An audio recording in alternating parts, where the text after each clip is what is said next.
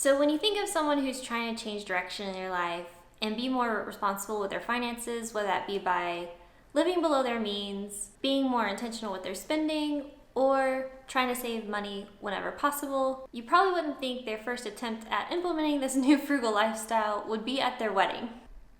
That's exactly what Brittany and I did. When we got married in 2012, the average cost of a wedding was around $30,000. We decided to spend about $800, and then we decided to skip the honeymoon.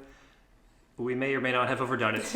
Yeah. Let's get into it. All right, so let's rewind the clock a little bit to about 4 months before Brittany and I got married.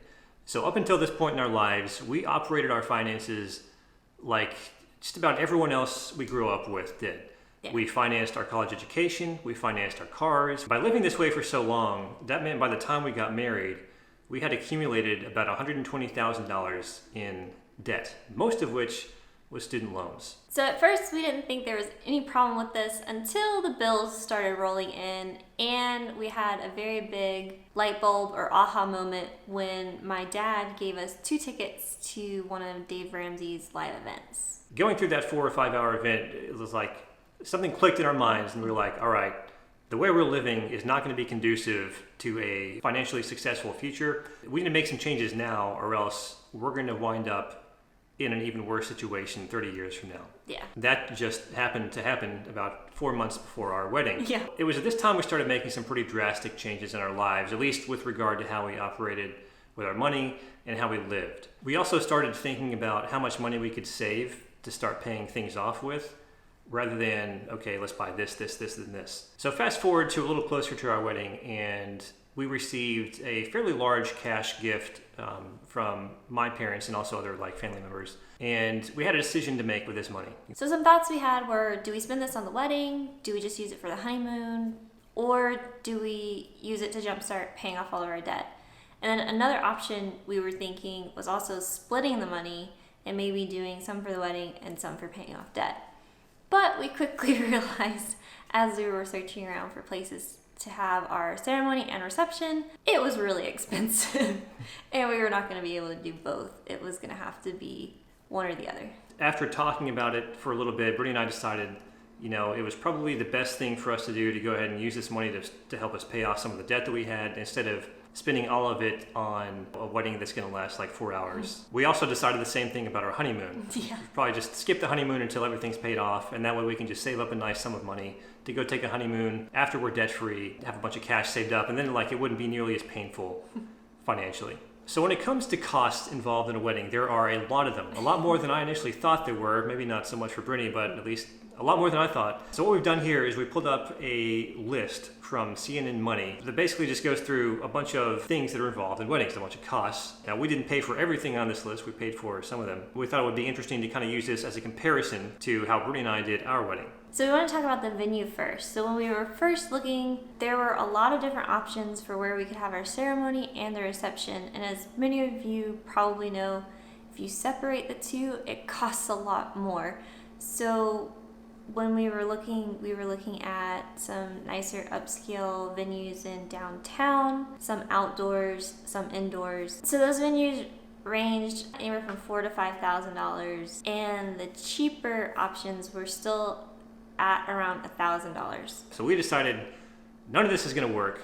All these are way too expensive. So what we ended up going with was just a cheap courthouse in downtown that was $800, $400 of which we got back. And it was a historic courthouse that had some charm to it, and it looked like it would be a nice place for a wedding. Yeah, ended up being fine. Mm-hmm. All right, so next up on the list is a photographer. One of our photographers was my dad, and another one was a family friend, neither of which charged any money, so that was free. Yeah. So some people do pay for a wedding planner or event planner. We didn't. So there was no cost involved for that. Reception band or DJ, we didn't pay for that either. We did have music.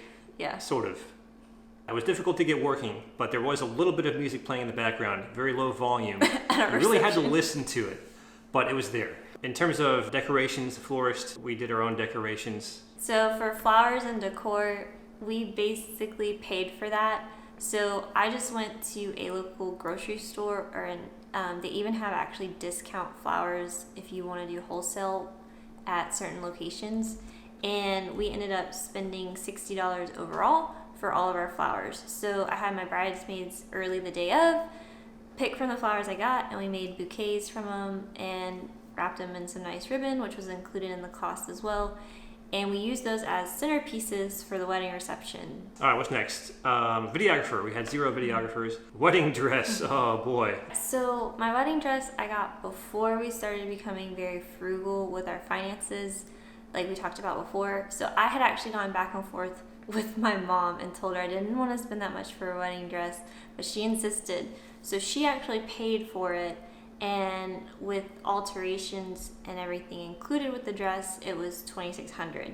Now if I had done it on my own, probably would have been only around $200, because I was looking at, instead of actual wedding dresses, I was looking at things like bridesmaid dresses and other dresses from regular stores that could work as a wedding dress. And I was just gonna put a nice lace overlay. You can buy those separate, and it would have been cheaper. The tuxedo, my tuxedo. I think that was like around $200, $250. We'll just say $230. I forget exactly how much it was, but it wasn't all that expensive. We'll just say $230. Wedding cake. Now this is something that could get very expensive. I mean, we were looking at wedding cakes that cost up to like over $1,000. Some of these places. Yeah, because when you get 2, it's like 400, 400, or 500, 500. So it just got too expensive. Yeah, I mean, we were looking at like Publix Bakery, Kroger Bakery, and then other like more fancy bakers, like actual wedding cake bakers. Yeah, and we were like, there's no way we're spending this much money on something that's going to go in like an hour. So we were like, where is some place that we really enjoy eating that also makes cakes? And then one of us thought of, hey, remember that ice cream place we really enjoy eating at? Cold Stone Ice Cream Creamery. Yep, they make ice cream cakes. So we were like, let's ask them how they would feel about making some cakes for our wedding, and they were up to it. Yeah, they were actually very sweet and very happy to do it. It was a first for them. They did a good job too. Yeah. So each cake cost $40. We got 2 of them, so we spent $80 total on wedding cakes. They were, I think, one was chocolate, one was vanilla.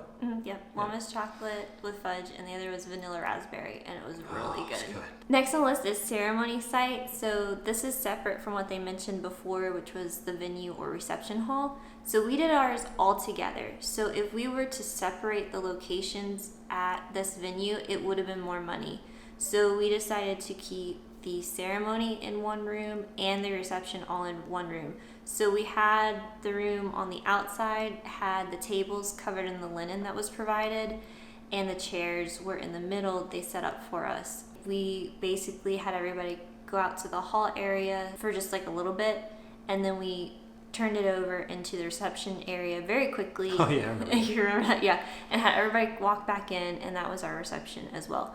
So because we used the same location, it saved us a lot of money. So here it would have been an additional $1,700, but we spent for $0. average, we spent $0 extra on that. Okay, and then musicians, we didn't have any musicians. Invitations, we did do our invitations, right? Yeah. Okay, yeah, we spent a little bit of money on invitations. Yeah, so I just bought some fancy paper and printed them out on my home computer and printer. So I just basically copied a traditional invitation and made it myself, and then put some nicer lace ribbon around it. And so it was only $20 that we spent on homemade invitations, and they turned out pretty well. Next up on the list is a limousine. We didn't pay for a limousine, didn't have one of those. Everybody drove separately, and we drove back home in my 2004 Acura. Next up is favors. We didn't have any favors. Yeah, so those are gifts you give your attendees as they leave, and we didn't have any. We just let them eat whatever they wanted to. So next up is the rehearsal dinner. Now here they have that as being $1,135. This is something that Brittany's parents paid for. That was about $250. I'm not really sure, honestly, looking back, how much it cost, because we were paying for like 2 families and a few friends, I think. I would probably say $250. My parents are friends with the owner of the restaurant, so I think they got a little bit of a discount, but overall it wasn't that expensive. Engagement ring is next. So this is for Brittany. Yeah, I guess they consider this for the cost of the wedding. We didn't really put this in our costs overall for wedding, because it was bought years before this and already paid off. Yeah, Brittany and I were engaged for a couple of years, but Brittany's engagement ring cost about $5,000, and this is something I worked like all summer, like 12 hours a day to pay for. Yes. But it's a nice ring. But But yeah, we're not really considering this part of our wedding cost. This would be kind of silly in our minds to do that. And this is not something like we bought specifically for the wedding. We bought this for life. So Yeah. I don't know. I think they may mean wedding bands. So we didn't pay for any wedding bands. So I used my engagement ring, and Mike used a ring that I had already got him years before that was like maybe $100 or $200. And those were our wedding rings. And next up on the list is catering. So we had a good family friend who gave us a huge discount on food, and she's actually a professional caterer and does a lot of weddings. So it was really nice. I think it ended up being $400, and she gave us a lot of different options for food that was cheaper. So it's almost like a meat and cheese spread, and she also did a few other things on the side. So it was more like appetizers, but it was really good.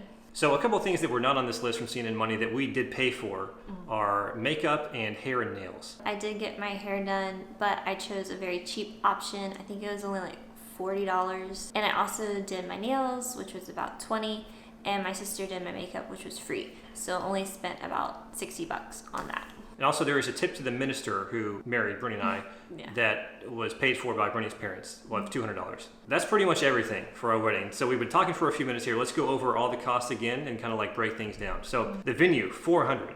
Brittany's dress, $2,600. Yeah. Hair and nails, $60. Makeup, $0. My tuxedo, $230. Food, $400. Rehearsal dinner was $250 about. Our cakes, $80. The decorations was $60. Invitations, $20. The tip to the minister was $200. Music, photography, and wedding bands we didn't spend any money on. So that totals out to $4,300. You may be wondering like, hey, I thought you guys said you only spent $800 on your wedding. We did. Yep. The $800 came out of our pocket. So some of these things were paid for by other people. So the $2,600 dress, like Brittany said before. Yeah, my mom really insisted on. Yeah, her mom paid for that. The food was paid for by parents. The rehearsal dinner was paid for by our parents. And the tip was paid for by our parents. So. Yep. The only costs that came out of our pocket were the venue, which was $400, hair and nails, which were $60, the tuxedo, which is $230, the cake, which was $80, decorations, which were $60, invitations, which were $20, and that's it. Yep. So $850 on our part. So if Brittany got a dress on her own and only spent like $200 instead of $2,600, the total cost of our wedding would have been around $1,900. Yeah, which would have been doable if we wanted to pay on our own as well. My parents just really wanted to pay for certain things, and that's okay, so we let them. And about 3.5 years later, after we finally paid off all of her debt, saved up a 6-month emergency fund, and saved up a little bit more money, we finally took a honeymoon to Hawaii. It was about a week long. It was an incredible experience, and well worth the wait and well worth the financial peace that we had. When we were able to enjoy our vacation there. And with that being said, guys, that's it. That was our wedding. That's our honeymoon. We appreciate you guys watching. If you enjoyed this video, give us a huge thumbs up. It helps out with the algorithm. I think it does. We hope it does. If you don't want to see this type of content anymore, hit the dislike button, because we just recently learned from YouTube that by hitting the dislike button, that kind of caters your recommendations, so you'll no longer be recommended videos by us. Yeah, so keep that in mind if you also dislike other videos. If you hit the thumbs down, YouTube's not going to recommend that kind of content anymore to you. Yep. Thanks again, guys. You can follow us on Instagram at It's Mike and Brit. We post there every now and then, and you can also subscribe for more. Yep. We'll see you next time. Bye.